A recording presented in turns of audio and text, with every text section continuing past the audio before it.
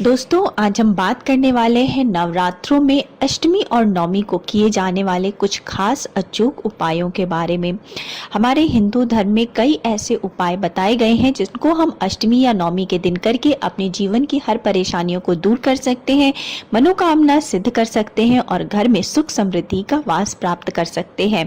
दोस्तों, आज मैं कुछ ऐसे ही छोटे छोटे परंतु बहुत ही प्रभावकारी अचूक उपाय बताने वाली हूँ, एक छोटे से पान के पत्ते से, जिसको आप करके अपनी मनोकामनाओं को पूर्ण कर सकते हैं। अगर आपके जीवन में कुछ परेशानी चल रही है, व्यापार में घटोतरी चल रही है, पति पत्नी के संबंधों में आपस में कड़वाहट हो रही है और आपके मनचाहे कार्य पूर्ण नहीं होते, हर कार्य में आपको विघ्न बाधा का सामना करना पड़ता है, घर में पैसों की हानि होती है, तो आप इस वीडियो को लास्ट तक देखिए।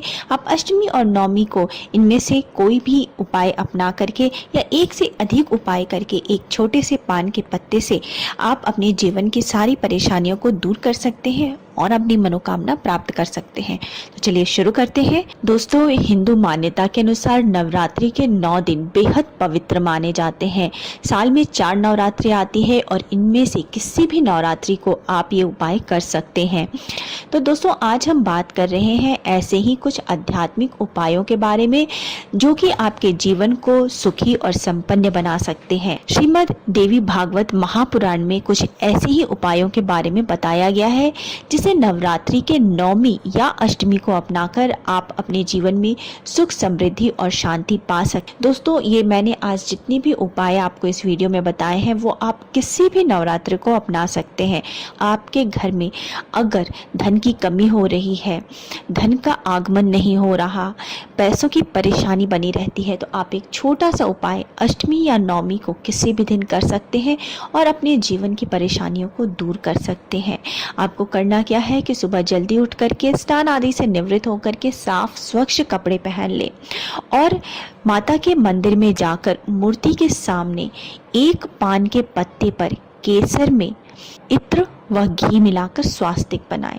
यानी कि पान के पत्ते के ऊपर आपको स्वास्तिक बनाना है, केसर में इत्र मिलाना है और उसी में घी मिलाना है और आपको एक स्वास्तिक पान के पत्ते पर बनाना है।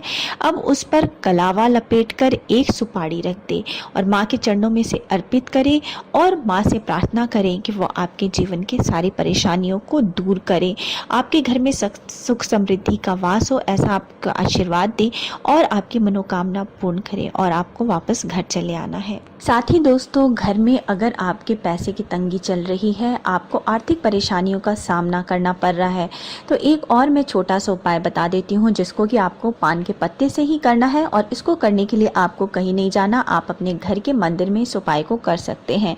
आपको करना क्या है कि अष्टमी या नवमी के दिन माता की पूजा विधि पूर्वक करने के बाद आपको अपने घर के मंदिर में गाय के गोबर का एक उपला के ऊपर पान रखना है, लौंग, कपूर और इलायची उसके ऊपर रखना है और उसके ऊपर ही आपको कुछ मीठा भी रख देना है।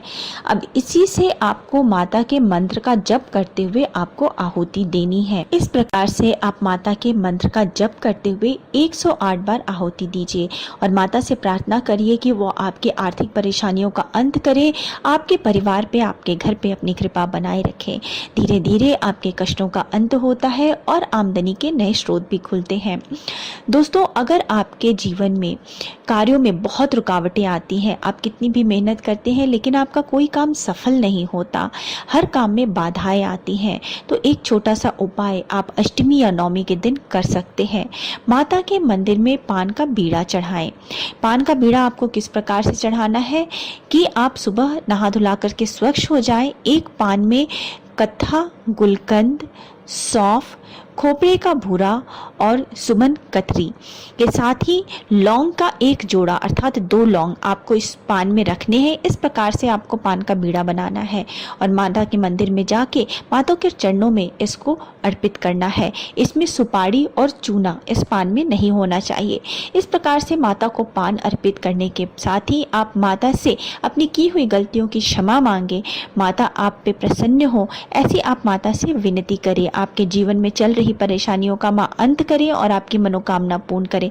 ऐसे आप माता से पूरी श्रद्धा और सच्चे मन से ऐसी विनती करें। आपके जीवन में चल रही परेशानियों का अंत होता है और आपको धीरे धीरे रुकावटें दूर होती हैं। अगर आप कोई व्यापार करते हैं और आपके व्यापार में वृद्धि नहीं हो रही, लगातार घटोतरी हो रही है, व्यापार मंदा चल रहा है, तो इस अष्टमी और नवमी का दिन आप हाथ से खाली ना जाने दें। तो व्यापार में वृद्धि के लिए आपको क्या करना है कि देवी मंदिर में जा कर के अपनी गलतियों के लिए आपको माता से क्षमा मांगनी है और माता को पान बीड़ा चढ़ाएं और 9 मीठे पान कन्याओं को दान करें। इस प्रकार से करने से माँ प्रसन्न होती है और आपके व्यापार में चल रही घटोतरी जो है वो समाप्त होती है। दोस्तों, अगर आप अपनी आकर्षण शक्ति बढ़ाना चाहते हैं, कई बार ऐसा होता है कि विवाह संबंध जुड़ते नहीं हैं क्योंकि आप आकर्षक नहीं लग रहे, या इंटरव्यू देने जाते हैं तो आपका इंटरव्यू क्लियर नहीं होता क्योंकि आप सामने वाले को प्रभावित नहीं कर पाते हैं। तो इस स्थिति में अगर आप अपने व्यक्तित्व की आकर्षण शक्ति को बढ़ाते हैं तो आपके सारे काम आसान हो जाते हैं। तो अष्टमी या नवमी के दिन आप इस छोटे से उपाय को अपनाएं और अपने व्यक्तित्व के आकर्षण शक्ति को बढ़ाएं। इसमें आपको क्या करना है कि पान के पत्ते की जड़ को माता भुवनेश्वरी का ध्यान करते हुए घिसकर तिलक लगाएं और ऐसा करने से आपकी आकर्षण शक्ति बढ़ने लगती है। अगर दाम्पत्य जीवन में व्यवधान हो और पति पत्नी में अनबन हो तो नवमी की रात को चंदन और केसर पाउडर मिलाकर पान के पत्ते पर रखें। फिर दुर्गा माँ की फोटो के सामने बैठकर चंडी स्तोत्र का पाठ करें। रोजाना इस पाउडर का तिलक लगाएं।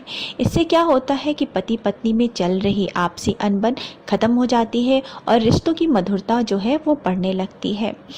अगर आपको ऐसा लगता है कि आपके घर में किसी बच्चे को या किसी व्यक्ति को बुरी नज़र लग गई है तो आप एक छोटा सा उपाय अष्टमी या नवमी के दिन कर सकते हैं। आपको करना क्या है कि उस व्यक्ति को लेकर के आपको माता के मंदिर में जाना है। नज़र लगे व्यक्ति को पान में गुलाब की 9 पंखुड़ियाँ रख कर के पहले आप को माता को अर्पित करें।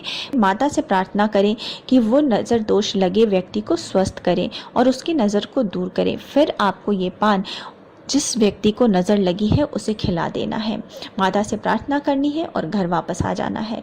इससे कहते हैं कि नज़र दोष दूर हो जाता है और जिसे नज़र लगी है वो व्यक्ति स्वस्थ हो जाता है। दोस्तों, कितनी बार ऐसा होता है कि हम कितनी भी मेहनत कर लेते हैं लेकिन हमें सफलता नहीं मिलती है, हमारे कामों में विघ्न आते रहते हैं। तो आपको क्या करना है कि किसी भी अष्टमी या नवमी को, अगर अष्टमी नवमी का समय नहीं हो, नवरात्रों का समय नहीं हो, तो आप शुक्ल पक्ष की अष्टमी को उपाय कर सकते हैं। दोस्तों, इसमें आपको करना क्या है कि आप सुबह नित्य कर्म से निवृत्त होकर के साफ स्वच्छ कपड़े पहने और अपने घर के मंदिर में या माता के मंदिर में आप चले जाएं।